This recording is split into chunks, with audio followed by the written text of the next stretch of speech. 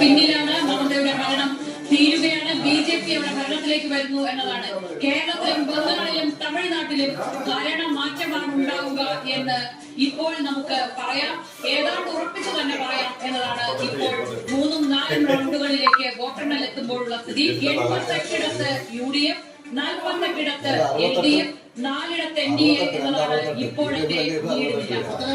മന്ത്രി KP ഗണേഷ് കുമാർ 2597 വോട്ടിന് പിന്നിലാണ്. KP ഗണേഷ് കുമാർ 2597 വോട്ടിന് പിന്നിലാണ്. അവിടെ ജ്യോതികുമാർ ചാമക്കാല ലീഡ് തുടരുകയാണ്.